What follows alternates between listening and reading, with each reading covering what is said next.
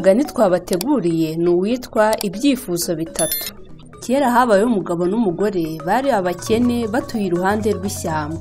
Umunsi umwe ku kagoroba itumba rica ibintu batangira kuganira. Bavuga ibyo abaturanyi babo bifataga nabi kandi bafite ibintu bitagira ingano. Umugore aza kuvuga ati, uwankiza sinamera nka bariya.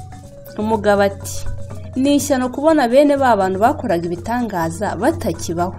Ubu simba mbisabiye icyo nifuza nyabo. Mu gihe bakivuga ibyo babona umugore utagira uko asa atungutse iruhande rwabo arabasuhuza arababwira ati, numvise ibyo mwavugaga, none mumbwire ibyo mwifuza, ariko ntimurenze bitatu kuko nimubirenza ntimubona na kimwe. Amaze kubabwira atyo bayeberwa aho arigitiye. Batangira kuvugana ibyo bakwiye gusaba. Erega ntibyari byoroshye kubona ibintu bitatu gusa ako kanya n'ubukene bari bafite. Nyamugore rero niko guterura ati, sinjye uhitamo, ariko iyo aba nari mfite uburenganzira, hari ibintu bitatu nasaba kandi bifite akamaro koko. Ntacyo mbona cyandutira kuba mwiza, nkaba umukungu kandi nkakiranwa icyubahiro mu birori no mu materaniro y'abakungu. Umugabo aramusubiza ati, ibyo byose ntacyo bimaze, kuko umuntu ubifite atabura kurwara cyangwa gupfa akiri mutoya. Ikiruta ni ukugira ubuzima bwiza, imbaraga no kuramba. Umugore nawe ati, ese kuramba byamarira icyo umuntu uri mu butindi? Ahubwo byatuma aba umunyabyago igihe kirekire. Ahubwo uzi kubura icyo urya no guhora mu maganya. Iyaba wa mugore yaduhaye uburenganzira bwo gusaba ibintu birenze bitatu, kuko mbona dukeneye byinshi. Umugabo aramubwira ati, ibyo ni byo koko, ariko reka twoye guta igihe dutekereze neza. Ejo tuzabe twabonye ibyifuzo bitatu bidufitiye akamaro koko. Reka tube twiyotera, dore n'imbeho yaciye ibintu. Ubwo abivuga yenyegeza umuriro wari umaze gucika. Nuko umugore arivugisha ati, mbega umuriro mwiza, uwampa inyama ngo nyotse kuri aya makara. Akibivuga atyo abona intongo y'inyama irahurudutse no ku muriro ngo po. Icyo rero kiba kibaye icyifuzo cya mbere. Umugabo abonye iyo nyama umujinya uramwica, abura aho akwirwa, atangira gutonganya umugore we ati, mbega umugore w'igisambo, uko ni ugukunda inyama gusa? Ko duturiye ishyamba, inyama nazo se ni ikibuze? Ukuntu wifuje nabi, icyampa ngo iyo ntongo igufate ku zuru. Umugabo atararangiza kuvuga abona inyama imase ku zuru ry'umugore. Umugore ararira agerageza kuyikuraho, ariko biba iby'ubusa. Nuko umugabo abibonye aribwira ati, noneho nanjye murushije ubucucu pe, mugenzi wanjye ntundenganye. Mureye nkomeje ko ntigeze ntekereza kukwifuriza nabi. Nari ndakaye cyane mbivuga ntazi icyo mvuga. Reka none twifuza ubukungu maze nzakugurira akantu kabengerana uzajya ushyira ku zuru kajye gahisha iyo nyama. Umugore ati, mbese ubu nakwihanganira guhoranira ishyano, icyama gusa nkabona iyi nyama inyomotseho. Akivuga atyo abona ya ntongo iguye hasi, ibyifuzo bibaye bitatu. Umugabo abwira umugore ati, iri ni isomo koko, ntidukwiye kugondoza Imana, iyo yaturemye nizi ibidukwiriye. Nuko birira ya nyama, kuko mu byifuzo bitatu ariyo bari basigaranye. Sinjye wahera hahera umugani.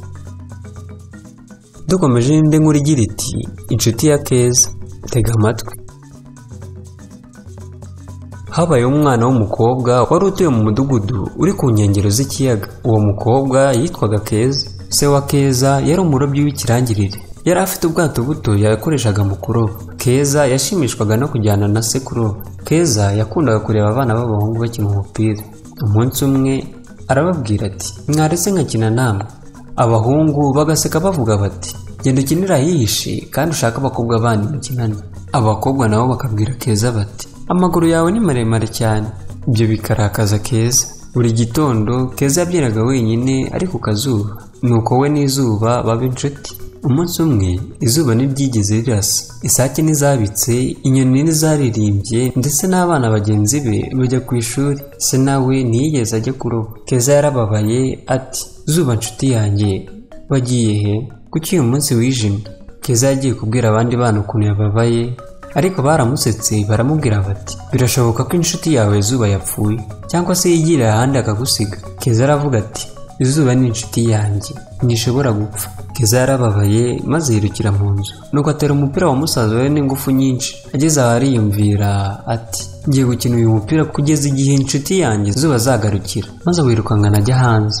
Keza ageze hanze ashyira umupira hasi mu kibuga, nuko aribaza ati ubuse nshobora gukina nk'abahungu? Nuko akubita ishoti umupira uzamuka ujya mu bicu urakomeza ujya mu kirere. Umupira warakomeje ujya kure mu kirere, abari aho bawuhanze amaso nuko uzimira mu bicu, bose bahita baceceka cyane. Mu kanya gato igicu kinini kiratamuruka, izuba rirongera rirarasa. Ubuzima bugaruka muri wa mudugudu wegereye ikiyaga, nuko buri wese yitegura gusubira mu byo yari asanzwe akora. Keza niyiyumvisha ukuntu ishoboye kugarura izuba mu mudugudu wabo. Cyari cyiza kuruta byose nuko izuba ryari rigarutse mu buzima bwe, nuko abwira abana bagenzi be ati ubu inshuti yanjye izuba yagarutse, turi kumwe, sinjye wahera, hahera Zuba na Keza.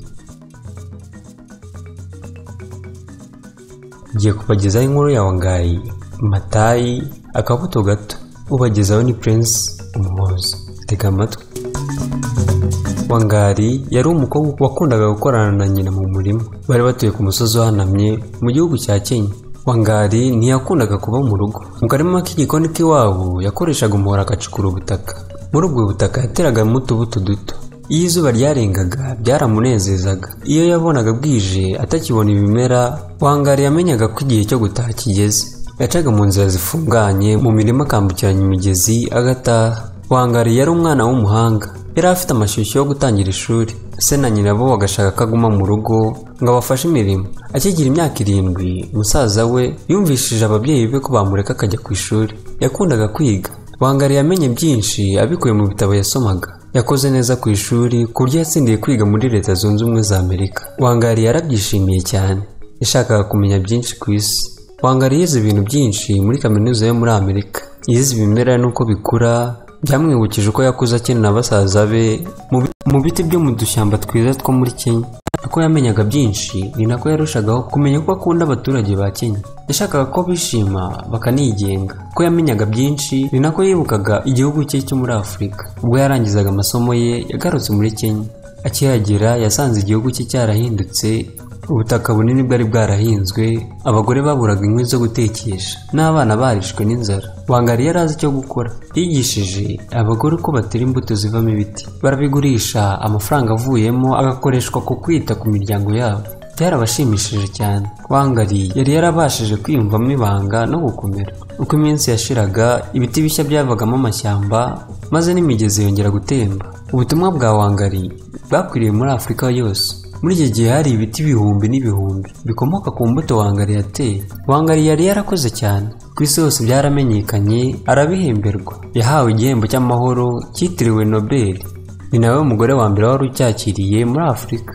Wangari yapfuye mu mwaka w'2011, ariko dushobora kumwibuka igihe cyose tubonye igiti cyiza. Bye. Yari Muhozi Prince ubagezaho. Ngomeze gukurikira inkuru n'imigani biri kuri uru rubuga.